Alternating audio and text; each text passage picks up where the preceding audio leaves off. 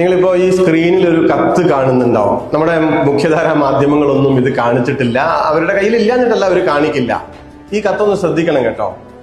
പ്രിയപ്പെട്ട നമ്മുടെ നാട്ടിലെ ആശാ വർക്കർമാരും അവരുടെ SUCI നേതൃത്വം കൊടുക്കുന്ന സമരത്തെ ന്യായീകരിക്കുന്നവരുമൊക്കെ ഈ കത്തൊന്ന് നോക്കണേ.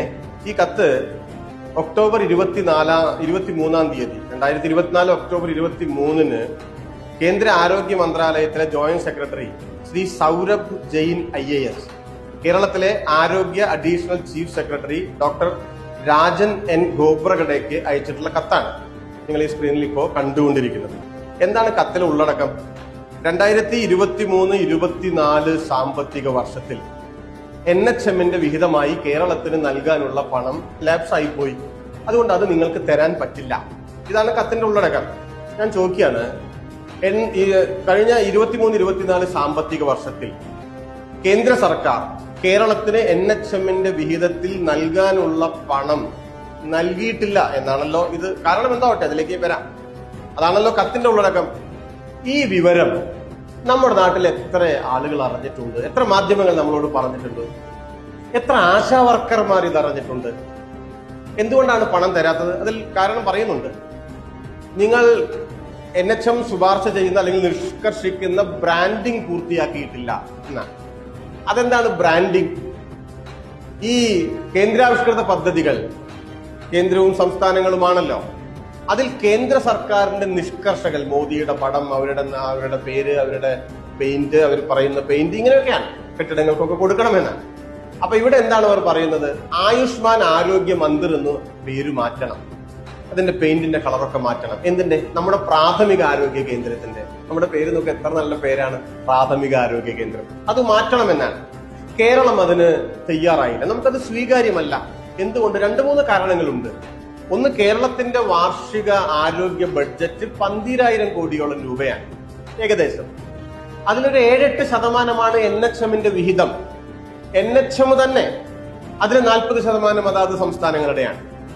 ഈ ഒരു നാമമാത്രമായ സംഖ്യ തന്ന് സംഘപരിവാറിന്റെ ഒരു രാഷ്ട്രീയം ഒളിച്ചു കടത്തുന്ന മട്ടിലുള്ള കാര്യങ്ങൾ പറ്റില്ല എന്ന് നമ്മൾ പറഞ്ഞു.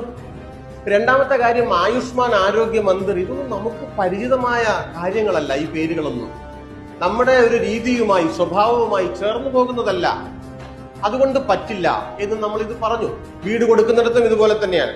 PMAY 72,000 രൂപയും തന്ന് മോദിയുടെ പടം വെക്കണമെന്നാണ്. ഇവിടെ ബാക്കി 4 ലക്ഷത്തിൽ ബാക്കി കൊടുക്കുന്നത് സംസ്ഥാനങ്ങളാണ്. നമ്മൾ പറഞ്ഞു, ഇത് അവരുടെ വീടാണ്, ആ ജനങ്ങളുടെ.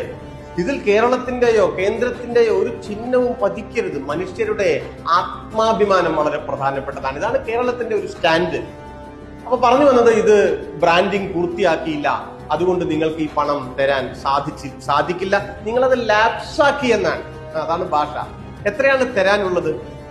ആകെ നമുക്ക് കിട്ടാനുള്ളത് 826.02 കോടി രൂപയാണ് NHM വിഹിതമായി 23-24 സാമ്പത്തിക വർഷത്തിൽ, എന്ന് വെച്ചാൽ കഴിഞ്ഞ സാമ്പത്തിക വർഷത്തിൽ. നമ്മുടെ ആരോഗ്യമന്ത്രി ശ്രീമതി വീണ ജോർജ് നിയമസഭയിൽ ഇത് പറഞ്ഞു കൃത്യമായി. മാധ്യമങ്ങൾ അതിനെ കാര്യമാക്കിയില്ല. 189.14 കോടി രൂപ ഇതിൽ സാധനങ്ങളായി തന്നു. ബാക്കി തരാനുള്ളത് എത്രയാണ്? 636.88 കോടി രൂപ കഴിഞ്ഞ സാമ്പത്തിക വർഷത്തിൽ കേന്ദ്ര ഗവൺമെന്റ് NHM വിഹിതമായി കേരളത്തിന് തരാനുള്ളത് തന്നിട്ടില്ല. പ്രിയപ്പെട്ട ആശമാർ, നിങ്ങളിത് കേൾക്കുന്നുണ്ടോ? നിങ്ങളിത് അറിഞ്ഞിട്ടുണ്ടോ? നമ്മൾ ആരെങ്കിലും അറിഞ്ഞിട്ടുണ്ടോ? നമ്മുടെ മാധ്യമങ്ങൾ പറഞ്ഞിട്ടുണ്ടോ? ഇരിക്കട്ടെ, ഇത് തന്നില്ല എന്നുള്ളത് കൊണ്ട് 23-24 സാമ്പത്തിക വർഷത്തിൽ ആശമാർക്ക് ലഭിക്കാനുള്ള ഓണറേറിയം ഇൻസെന്റീവ് ലഭിക്കാതെ ഇരുന്നിട്ടുണ്ടോ? കേന്ദ്രം തന്നിട്ടില്ല, അതുകൊണ്ട് അവരുടെ വിഹിതമായ 2,000 രൂപ പിടിച്ചു ബാക്കിയാണ് ഞങ്ങൾ തരുന്നത് എന്ന് കേരള ഗവൺമെന്റ് പറഞ്ഞിട്ടുണ്ടോ? കേന്ദ്രവും കേരളവും ഒക്കെ ശത്രു രാജ്യങ്ങളൊന്നുമല്ലല്ലോ. ഇന്നല്ലെങ്കിൽ നാളെ കിട്ടും, കിട്ടണ്ടേ, തരാനുള്ളതല്ലേ എന്നു കരുതി കേരളം അത് അഡ്ജസ്റ്റ് ചെയ്ത് കൊടുത്തു. ആ പൈസ തന്നിട്ടില്ല. ഇത് നാം മനസ്സിലാക്കണം. ഇതുപോലെ പല കാര്യങ്ങളിലും കേന്ദ്ര സർക്കാർ നൽകേണ്ടുന്ന പണം തടഞ്ഞു വെക്കുന്നു, കിട്ടാനുള്ളത് കിട്ടുന്നില്ല. അതിന്റെ ഭാഗമായി ഒരു സാമ്പത്തിക അസന്തുലിതാവസ്ഥ, പ്രയാസം ഉണ്ടാകുന്നു കേരളത്തിന്. ആ കാരണം കൊണ്ടാണ് ആശമാർ ഉന്നയിക്കുന്ന ഡിമാൻഡുകൾ ശരിയാണ്. പക്ഷേ SUCIയുടെ നേതൃത്വത്തിൽ നടക്കുന്ന സമരം ദുഷ്ടലാക്കോടെയാണ് എന്ന് നാം പറയുന്നത്. സുരേഷ് ഗോപിയൊക്കെ വന്നിട്ട് അങ്ങോട്ട് കള്ളം പറയല്ലേ? അദ്ദേഹത്തിന് അറിയില്ലേ ഇത്തരം ഒരു കത്ത്? അദ്ദേഹം മന്ത്രിയല്ലേ? അദ്ദേഹം ഇടപെടണ്ടേ ഈ കാര്യത്തിൽ? അവസാനം കേരളം അതിന് സമ്മതിച്ചു കേട്ടോ. അതാണ് നിവൃത്തികേട് കൊണ്ട് ഈ പണം മുടങ്ങുകയല്ലേ. അപ്പോൾ ഇപ്പൊ പറയുന്നത് എന്താണെന്നറിയോ?